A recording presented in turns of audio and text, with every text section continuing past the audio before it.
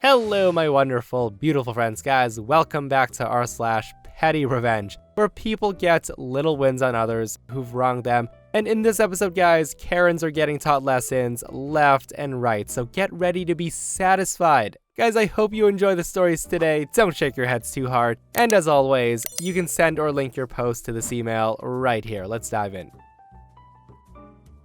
My neighbor has been poking around for years. She lives across the street. This woman takes my mail, the fruit from my trees, things from my yard. I've caught her multiple times, but she seems to think she has every right. It's never enough for me to take legal actions, to be honest, because I'm busy as hell these days. One day, she was by my mailbox with her dog in her pajamas, reading a letter from my bank regarding my small car loan. She was just standing there with reading glasses on, cigarette in hand, reading it. I confronted her and said that opening people's mail is a crime, to which she says, "Not like you have the money to fight it," while laughing at me. At that, I thought, fine, if you want to read someone else's mail, I'll give you enough of your own to read. So there's a religious organization nearby. I'm not sure if they're a cult or a legit organized religion. They leave notes and knock on doors, that type of thing. I am always kind enough to them, so I get their propaganda in the mailbox every now and again. So I used a VPN to go on their website. They had some type of questionnaire/application thing.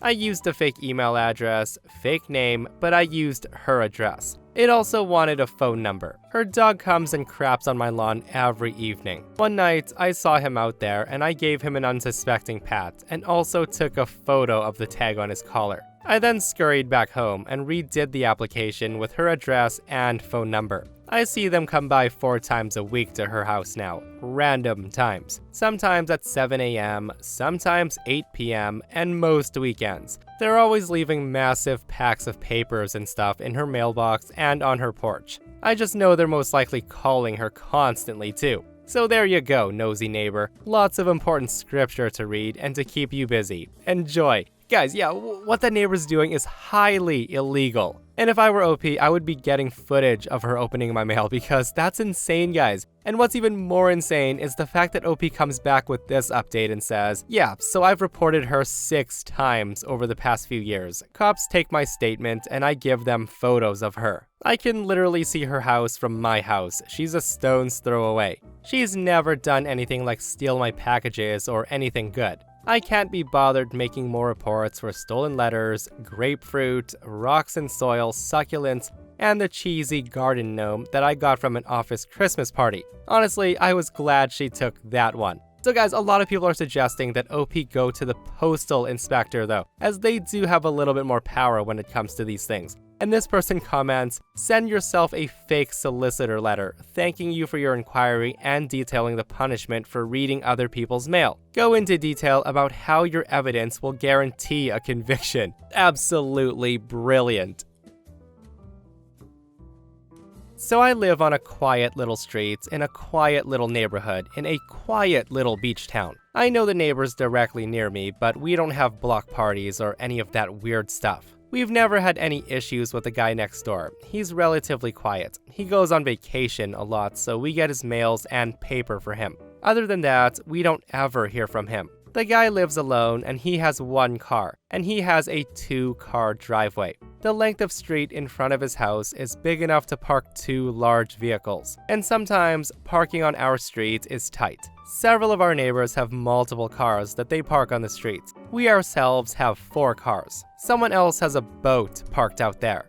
And some other guy parks his trailer on the street sometimes. The parking situation is BS, okay? But do I complain? No, because that's life and everyone's just trying to park their car and live. Sometimes I have to park in front of his house, which I never thought was a problem. People park in front of my house all the time, and yesterday was one of the days where I had to park in front of his house. Today was also trash pickup day. So I brought the cans out to the curb on my way out of the house and headed to my car. Well, apparently, this grumpy guy decides that he doesn't like me parking my car in front of his house. So he took it upon himself to block in my car with his trash cans. The guy put one directly in the front and one directly behind, boxing me in. I guess I was blocking the view of his dusty old boat and the trailer or something. I was immediately filled with searing hot rage. Like seriously, I was irrationally pissed. I kind of admire the petty kinship we have, but still, F you, guy. Now, he was home at the time. I could tell because his car was occupying some of the square footage that's his driveway. I could have knocked over the cans with my car and let him deal with the mess if I wanted to, but I decided to wait.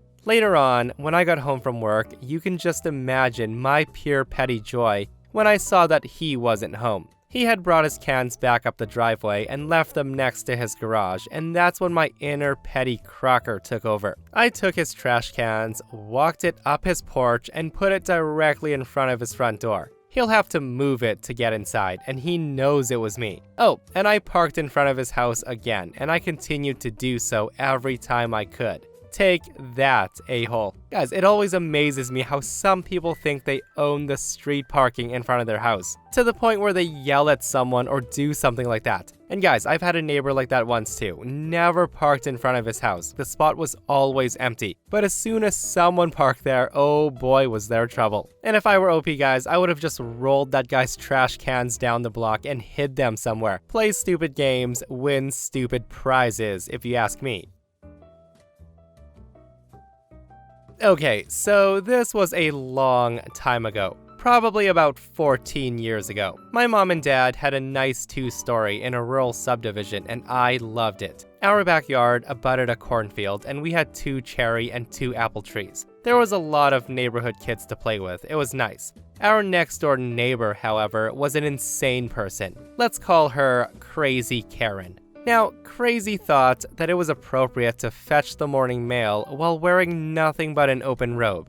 She also thought it was appropriate to trim our rose bushes, even though they were well on our side of the property line. She also harvested our strawberries for us while we were away one weekend, and she left a small pile of unripe and underdeveloped strawberries on our porch to rot for the day before we got back. And she once forced the latch on our locked gate open to use our hot tub. And when confronted, she said, I only wanted to make sure it was still working because there had been a power outage that day. So yeah, she was effing nuts.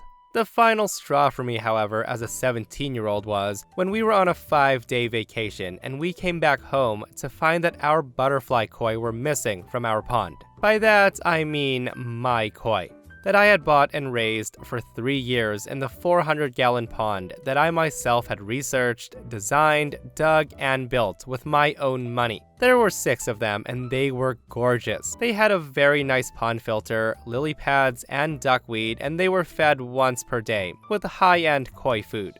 Before we left, I gave them multiple vacation feeder blocks. They were fine. But of course, when we got back home and I immediately went to check on them, I freaked out when I saw that all 6 koi were missing. And I was thinking, did a cat get them? A hawk? What could have happened? After a bit of panic and talking to my parents, they suggested asking our neighbors if they saw or heard anything. The ones on the right, nothing to report. The ones on the left, however, aka Crazy Karen, are insane people. She tells us, oh good, you're finally home. Yes, we have your little fishies. We didn't know when you'd ever be back, so I just kept them safe and sound for you since they would have likely died, left alone in that little pond. Here they are. And that's when she showed me her back porch, which had 2 half-filled 5-gallon buckets on it, with 3 koi in each, my koi, swimming around in green, poopy water like I almost punched her in her stupid face. With all the restraint in me, I picked up the buckets, went through her fence gate, and started acclimating the process of putting these koi back into their pond. The woman yelled to me that I was welcome as I walked away, and it took everything in me not to call her a dumb, stupid idiot. So long story longer, my fish survived the ordeal, and I had an enemy for life. About 2 weeks later, after playing some video games, I had to poop, and on my way to the bathroom, I had an epiphany. I thought to myself, what if I pooped outside? What if I pooped on her porch? She would definitely have to clean it up. She'd have to touch my poop. And that's exactly what I did. It was probably about midnight then, so I quickly went next door, dropped my trousers on her porch, squatted over her welcome mat, and left her a nice little present to clean up. And then snuck back home like a ninja with no one the wiser. Next afternoon, I rode past her house on my bike and the poop was gone. She had cleaned it up, and I felt like a king. I felt amazing. And so I did it again, and one other time. I pooped on that woman's porch 4 times over the course of that summer because she effed with me and my fish, so F her. Mind your own business and stay out of our yard. Guys, a lot of people are saying that OP should have done it 2 more times to make it 1 for each fish she almost killed. Like, that's crazy though, just waltzing into someone's backyard and taking their very expensive fish out of their pond to keep in a frickin' pail. And her excuse was, we didn't know when you would ever come back. And good thing OP came back when they did though, because any longer and those koi might not have made it. And listen guys, I would never ever in a million years do something this disgusting, nor tell anyone to do it, but I can understand. Like, sometimes you have to poop on someone's porch to send a message, right? I get it. And being 17 years old, I'm also not surprised. I have a disabled parking placard. And a few weeks ago, I went to Target to buy things I didn't need and forget the things I did. Not only were all the spaces taken, but someone parked their gigantic Escalade on the line between 2 disabled parking spaces, taking up both. I was wholly irritated because this happens so much, so I walked around the car and they had no placard or disabled plate. Cue the fury of someone who has to deal with this stuff all the time, and cue the petty revenge. So I took a picture and went inside to find the manager. When I found one, I showed her the photo and she rolled her eyes and she sighed. Apparently this happens a lot at their location because it's near an affluent town with a lot of very wealthy, very entitled people. Most of the owners have huge SUVs and F-150s and they park like jerks. She said she would call the cops, so I decided to go back outside and hang out by the doors to watch the show. The manager joined me and we chatted for a while waiting for police.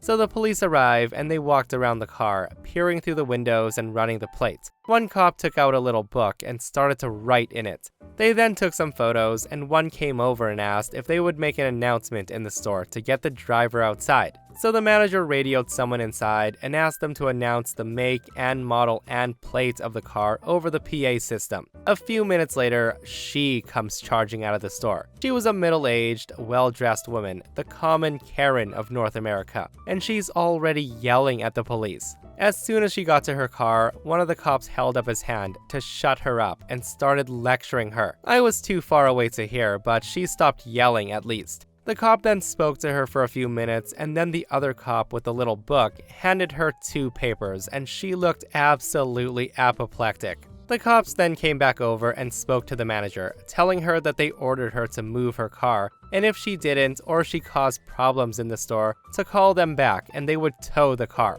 They told us that they gave her 2 tickets, 1 for each space, at $500 each. Ouch. The manager thanked the police and me and went back inside. The woman stomped around a bit before getting in her car and peeling out. That's when the cops looked at each other and then got into their cars and they followed her. I'm pretty sure she continued to have the day she deserved. Ugh, taking up 1 disabled spot is bad enough, guys, when you don't need it. But double parking to take up 2? Some people are just way too entitled, and hopefully that $1,000 ticket woke her up, guys, and made her realize that she's not the only person in this world. But who am I kidding, guys? Money probably grows on trees for her, so that ticket was probably just pocket change, if anything. Like, she'll be back triple parking over disabled spots soon. So I work in a semiconductor, and recently, a female employee, 22 years old, was moved to my area, and I had to train her. I'm a 34-year-old male. Now, it's important for me to inform that it's a well-known fact that at work, this girl is flirty, inappropriate, and she's gotten several men fired, and she's reported just as many to HR. Her file must be thick. So to the story. As soon as she was moved to my area, I could see that she was a little shy with me and a little flirty. As days went by, she became more and more flirtatious and very hands-on, touchy-feely type. She would even say how cute she thinks I am, and I will admit, I played back with her, but never in an inappropriate manner. She then added me on social media, and we exchanged info, as she had expressed interest in hanging out.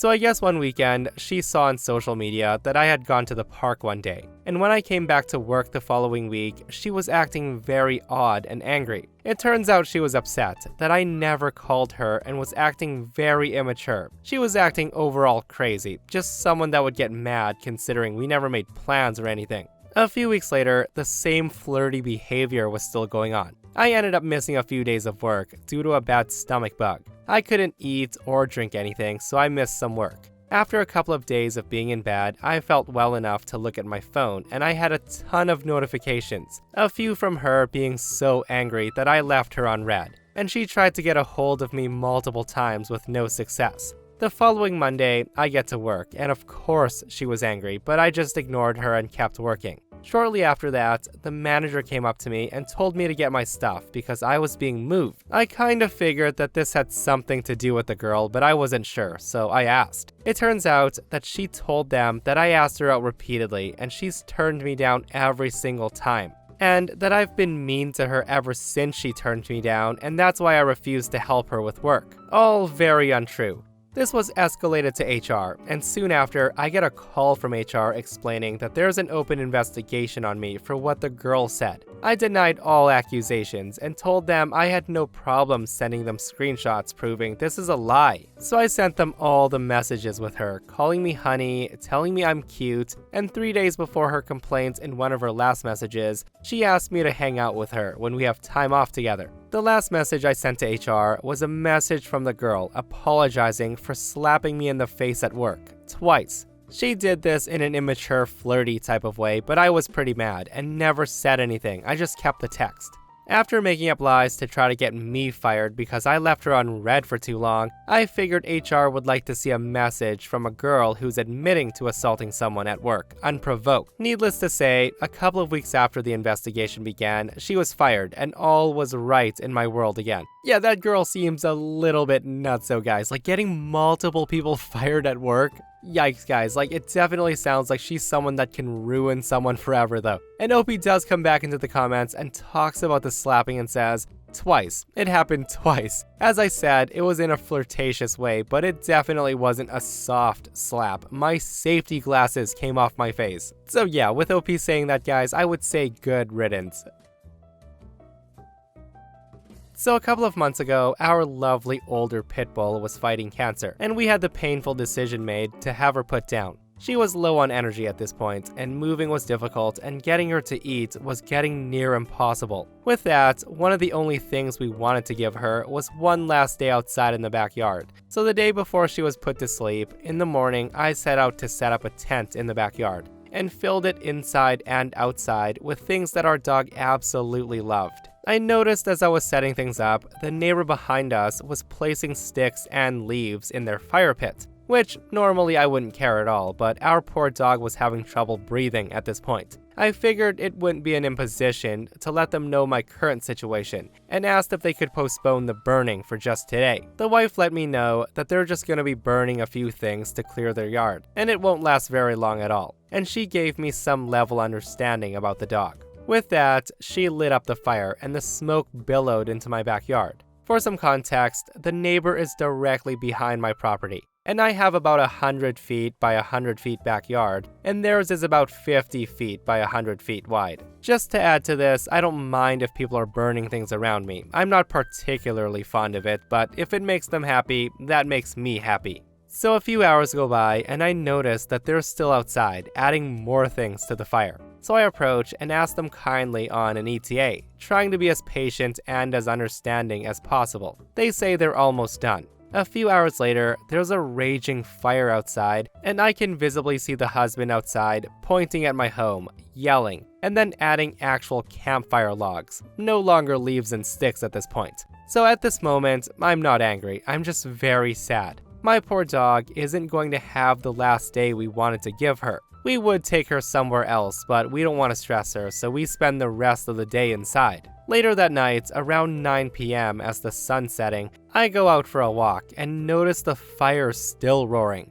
Mind you, as it was most of the time, no one was there. At this moment, I'm now pissed off, and I'm looking into state laws, city laws, and everything in between. From this, I find out that my city has an ordinance that clearly states a fire pit can't be within 50 feet of a structure. Now, I could, if I wanted, contacted the city and have it stopped simply because no matter where they place it in their backyard, it'll be within 50 feet of their home. But that seems non-permanent enough. I was already considering getting a fence installed, and I had multiple quotes, but it was hard to swallow a bill for $15,000. But within 24 hours of the situation, guess what I paid for? The fence will be installed within the next couple of weeks, around the edge of my property, and their fire pit is no further away than 10 feet from my fence. Can't take a single day away from your fire pit for a dying dog? Well, enjoy never using it ever again. That was a great petty revenge, guys, but I'm so sad that OP's dog didn't get to enjoy the backyard one last time. Like, what crappy neighbors, but it doesn't surprise me, guys, reading all these entitled posts. Like, it's such a simple request, and it costed them nothing. All OP wanted was for them to not burn for one day. But no, they couldn't do it. Like, what the heck is wrong with some people? OP also does share a picture of their dog right here, and that, my friends, brings us to another end of r/petty revenge. Guys, I hope you enjoyed the stories today. I hope you didn't shake your heads too hard. And if you missed the last episode on the channel, I'll link it right here. It's an r/entitled people episode, where OP's boss punishes her for taking a sick day because her daughter was in the hospital. Guys, it's such a wild story, so go check it out if you haven't, and myself and Stevie Boy will see you guys in the next one. We love you.